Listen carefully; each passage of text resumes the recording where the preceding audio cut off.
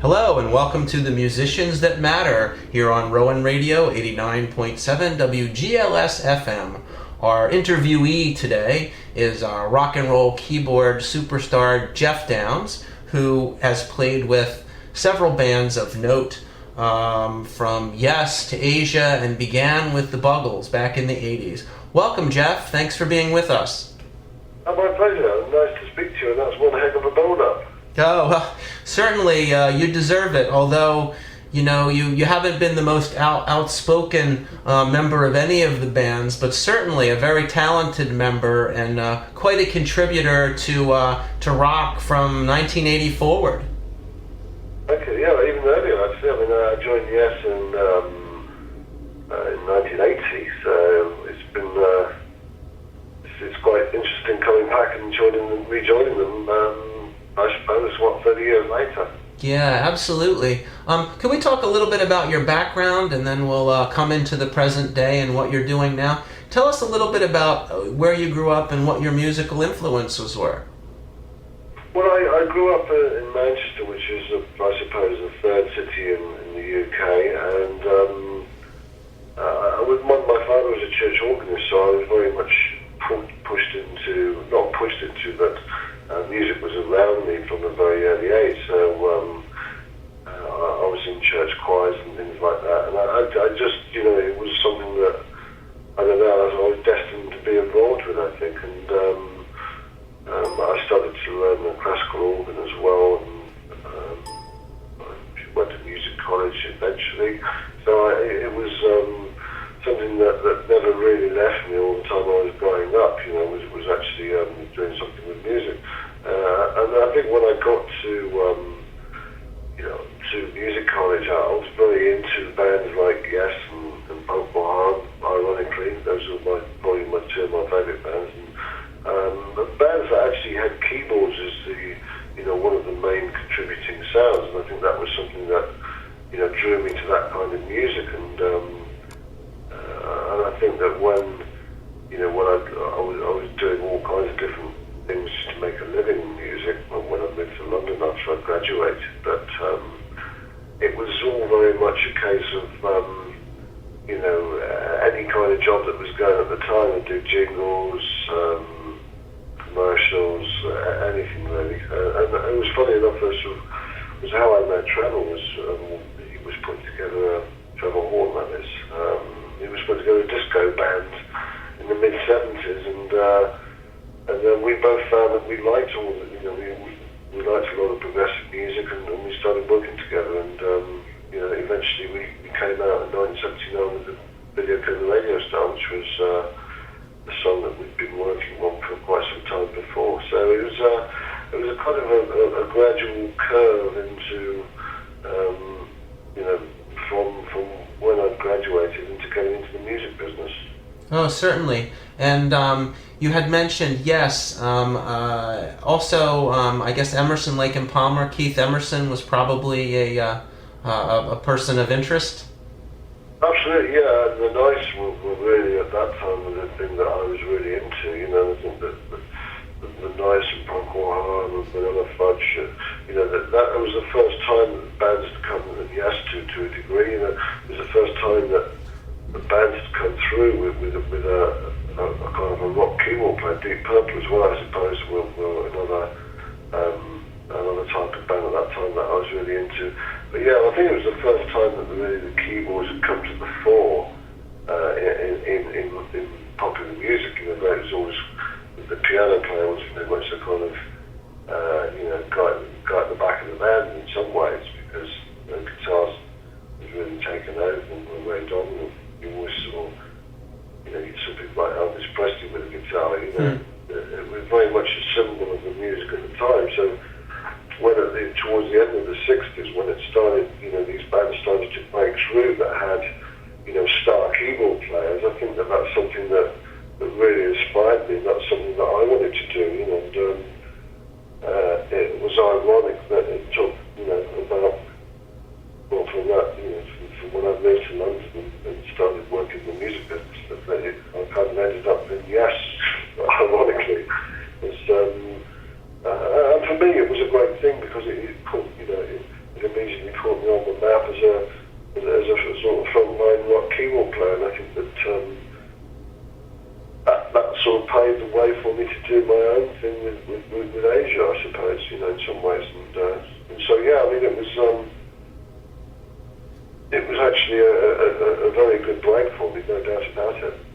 Right. So you said in around 1979 you had already met Trevor Horn and had gotten together and were a very successful pop act with Video Killed the Radio Star, and I think the advent of MTV and video music, as it were, really, because I think you were the first video on MTV, if I'm not mistaken. That's correct, yeah, when it was released in, when it came out in 1981. And of course, the song had been out for almost 2 years then, but, being that, it was a hit all over the world, apart from America, ironically. I think it was number one in about 17 or 18 countries. So, it was a big break that was into the scene. But I mean, you wouldn't have imagined that would have necessarily raised interest from a band like Yes. But I think that the fact that we had the same management company, and that's how we got to know the guys. We were introduced by our manager, and one got to meet Chris and Steve and stuff in the offices. And we've been really positive about our album, so that, it's quite, even though it's pop, it's quite sort of progressive pop, it wasn't throwaway pop. It was, they could tell that it was very well crafted.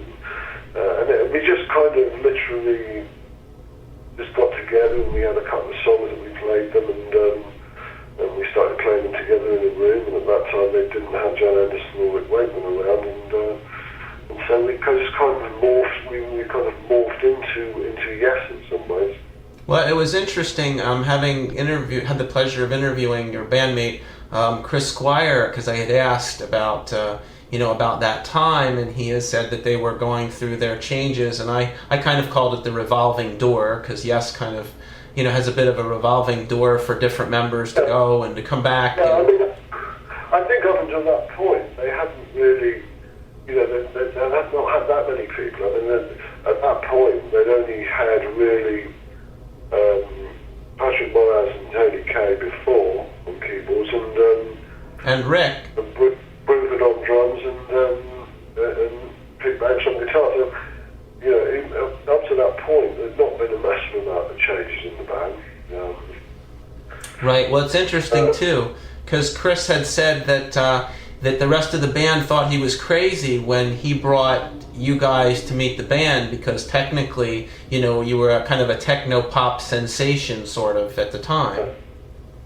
Yeah, it was crazy, but I think Chris saw something in it that he wanted to take Yes to another level, and I think that he saw something in us that probably didn't think that where Yes were, that I think that they all felt that they sort of pretty much stagnated creatively. So it was something that I think that we were a breath of fresh air, and although it was an unlikely pairing, I think when he heard what we were doing musically, he thought that that was the way it should go. And I think that when we did actually get in the studio and the drama album, I think the drama album is a very solid album, and I think it still stands up today as being a good Yes album. Yeah, there's no doubt. The bass was very strong, the guitar was very strong, the songwriting was very strong, the singing was unique and different with Trevor Horn at the mic, and the keyboards, I thought, played a fairly dominant role for a Yes album on that album due to your work. Yeah, I think they did. I think that they appreciated the fact that I brought in some new sounds. It was not just the kind of stuff that Rick had done before was very much piano and organ based with the old synthesizer here and there. I think that I started bringing a lot more textural stuff that had not been heard on Yes albums before, and I think that kind of thing really did come to the fore on the album. And I'm still very, very proud of the album. I think it's a good album. I think it sounds good. As you said, the writing's strong. So yeah, I mean, it's fun to play it now. We've done a couple of tracks on it in recent tours, like Machine Missile and Tempest Future. So yeah, I mean, it stands up to me as an album, and I get a lot of comments, people praising the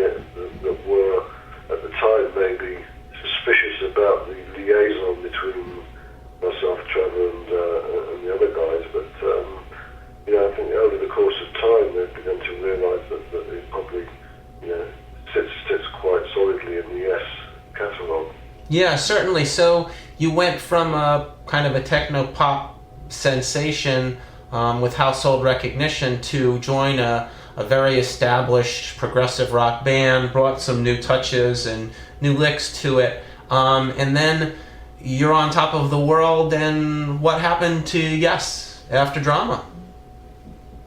Well, I think that when we got out to and we'd done the shows, I don't think Trevor was really enjoying it. You know, I think that there was quite a lot of criticism coming in his direction, not so much when we were in the States, but I think when we went to the UK, and I think he just said, you know, I don't want to do this anymore. You know, it's not my bag. I'm much better behind the recording console, and that was really one of the main reasons why I think that, you know, that the drama version of Yes didn't really continue. I think that it was not really the kind of the thing that was happening on stage was not, you know, what I think Yes were good at. You know, and I think that we didn't really pull it off that well at the time, and it's a shame because I think, you know, as I said, the drama album was very strong, but I think it was much more difficult for Trevor than it was for me because I was the fourth keyboard player in Yes, so I think I was much more accepted in a way because not only was I sort of schooled in music and keyboard playing and things like that, which is always carried on the tradition of the keyboard players, I think that the focus was on Trevor, who, you know, was effectively pillared by quite a lot of the original Yes fans, the die-hard fans who didn't see that this new direction as being, you know, the kind of the real concept that they bought into when they started following the band, which sort of John Anderson brought that kind of mystique and ethereal quality to it, and then Trevor was much more of a down-to-earth looking bloke, you know, and I think that... Yeah, with the glasses. So yeah, I mean, you know, in hindsight, but I mean, for me, it was an amazing opportunity because I got to work with Steve, and I built up a good relationship with Steve. I think in terms of how we perceived keyboards and guitar working together, you know, the two frontline instruments. And Steve was very much, I think he liked my playing because I think he thought it was very complementary to his guitar work. So that's one of the reasons why I think we kind of stayed in touch throughout that period where Yes stopped working and Asia started working, and I think that. And how did Asia, a notable supergroup, come together with such great talent with Carl Palmer from Emerson, Lake and Palmer, the bassist John Wetton from King Crimson, yourself from Yes, and Steve Howe from Yes. Did you guys all meet in a pub, or? No, I think we met in our management office. I think John's girlfriend at the time was actually working for our management company, and so I still used to see Steve there. We're passing through. We had the same manager. And he put John working together with Steve on a couple of things. They thought there might be an idea. Because there was interest from records at the time, or John Colodner, who was the A&R man there. And so Steve was doing some stuff with John. And I think Steve invited me to meet John and said, you know, I'm doing some stuff with John Wetton. Do you want to come along and see what? So we actually had a little bit of a play around, I suppose, with some ideas, and then I kind of waited to hear what was going to happen, and eventually John Colodner came over and wanted to get Carl involved, so Carl was involved, and at that time I was working with Trevor on the second Bubbles album, and they gave me the call and said, look, you know, we're putting together this band, would you be interested in taking a keyboard chair? Was that Adventures in Modern Recording, the second Buggles? Yeah, that's what we started working on at the time, and you know, this was all post Yes, and I think Trevor and myself just kind of dusted ourselves off after the Yes experience and of that stuff was very influenced by our time in Yes that we were coming up with. And, it's ironic that we reviewed some of those ideas most recently on the Fighting Mirror. That's another story. I mean, if you're talking about the actual Asia thing, I had a call from Steve and John, and they said, we're in a rehearsal room, do you want to come over? So I got my gear over there and started working with them, and we all hit it off straight away. And I think that was, from that point, we started getting into some pretty intense rehearsing as a full piece. And John and I had come over from America on a few occasions, and was very encouraging to see how it was going, although they were suggesting that we actually had another vocalist, so it was much more, we had a lead vocalist, so it was much more like the Yes kind of line-up framework, if you like. And when we done that, I think that we felt that we were making a good enough noise with the four of us, so John became the lead vocalist and sort of singing bass player. That's how Asia really came about. And all you needed then was a Roger Dean cover, and you were set. Yeah, and I think we also benefited from the fact that we had extremely good backing from the record label, which was... was that Arista? No, this was from Geffen Records. Geffen, okay. Yeah. And, I think that it was pretty obvious that, we were going to have a good break with Geffen. But, again, I don't think anyone knew how successful that first album was going to be. You couldn't possibly predict that. I think when we were making it, we know that we were on, obviously this album that was going to be probably the biggest selling album of the year. Right, so it was eponymously titled Asia, Asia, and one of the hits was Heat of the Moment? Yeah, that was the last song we recorded for the album, actually, ironically. I think that...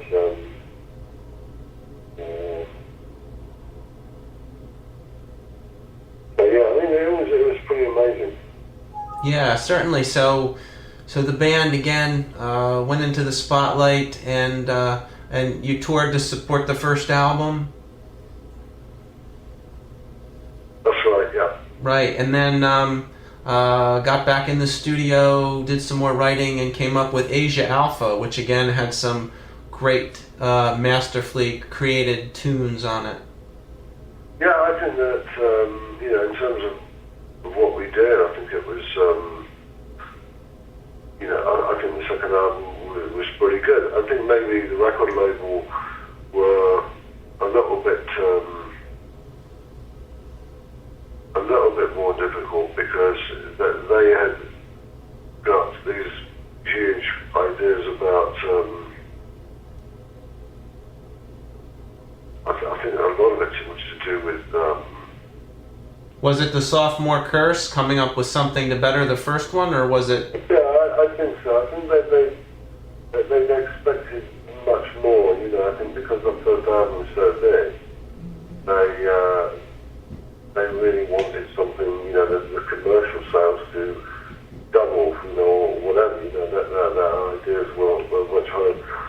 From our standpoint, we were quite happy just making the album, but they started to get a little bit itchy on it, that it hadn't, it had not come up to the sales spec of the previous album. So it was,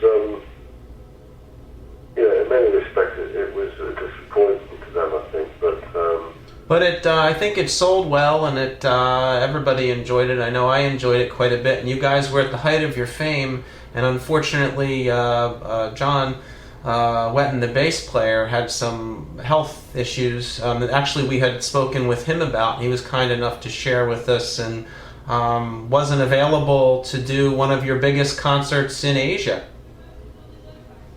Yeah, that's right. Well, I think what it was there was quite a falling out at that time, and we were, I suppose,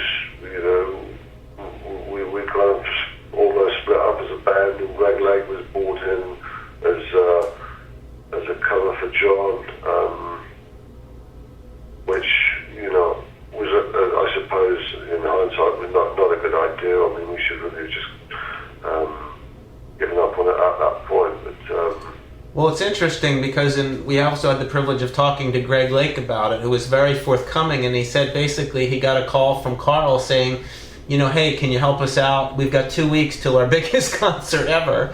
Yeah, I think again, a lot of it was record company pressure.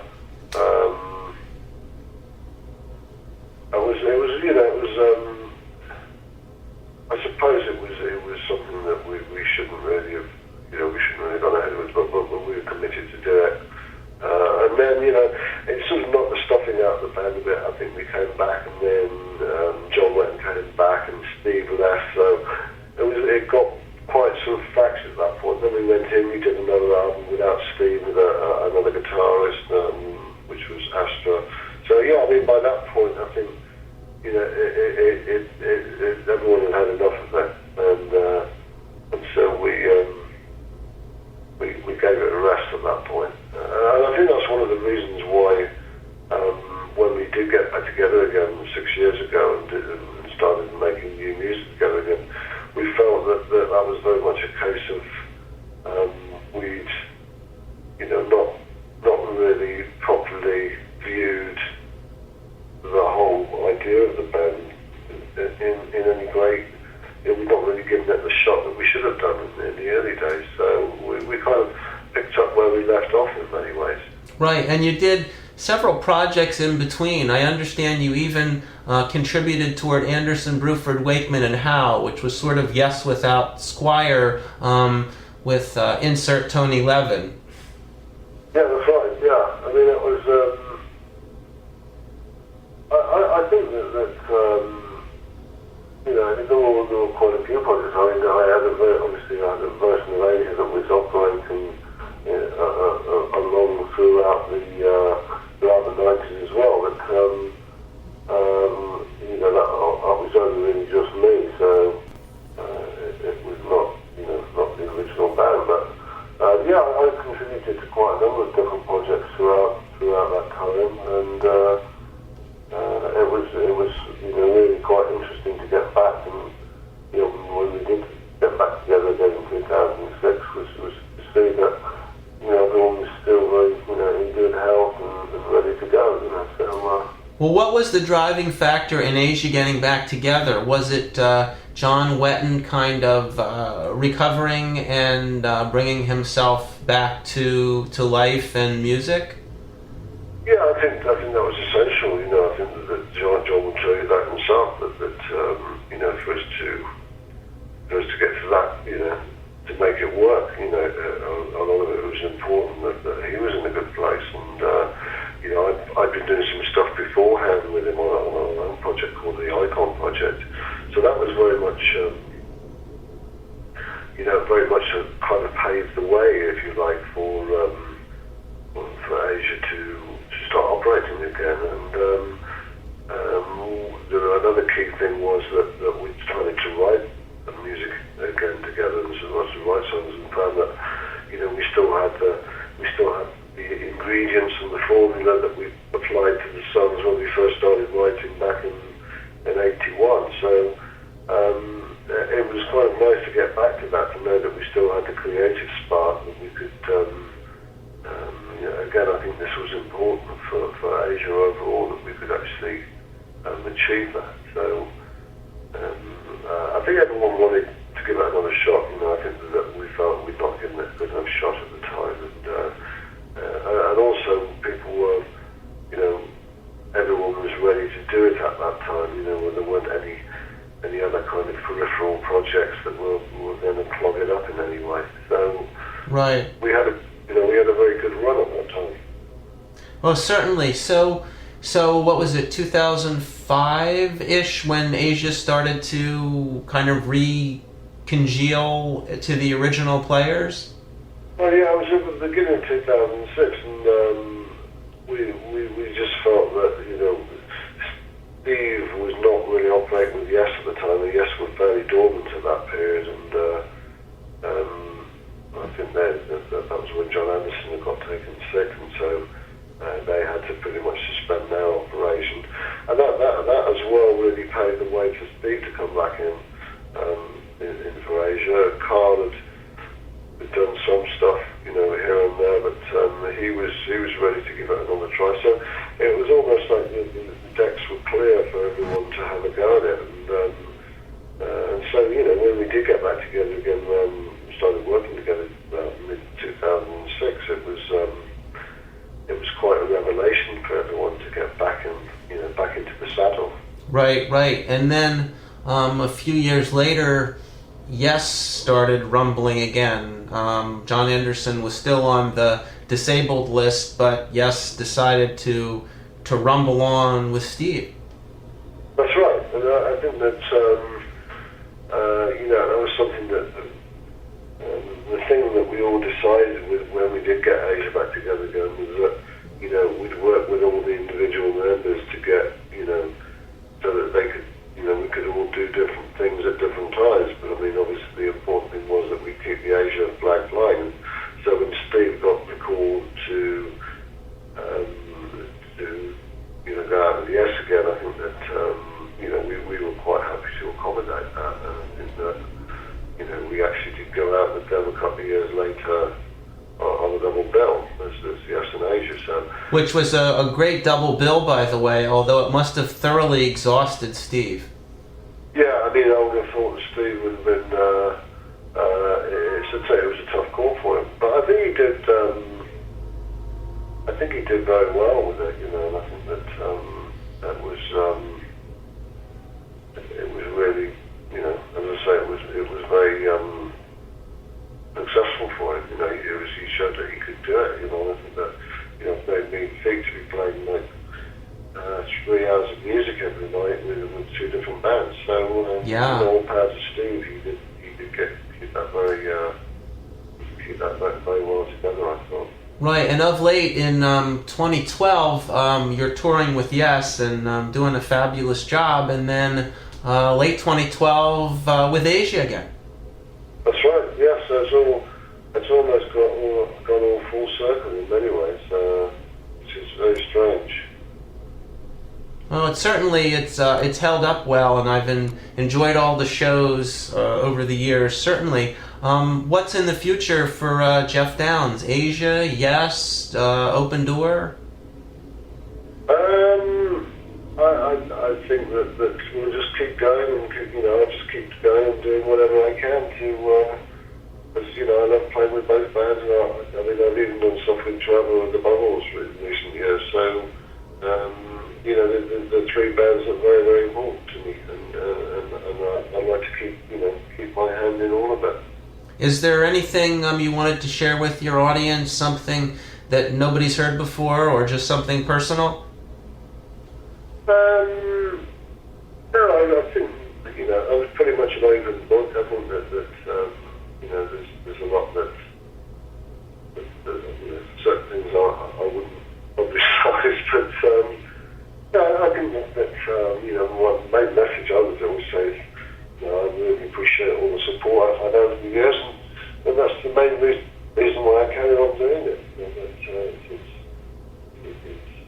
It's nice to be appreciated by your audience, so no doubt about that. Great. Thank you so much, Geoff, for being with us today. All right, Craig. Very nice to talk to you. Our privilege. This has been Geoff Downes of Yes and Asia, and previously the Buggles, on the Musicians That Matter here on Rowan Radio 89.7 WGLS FM.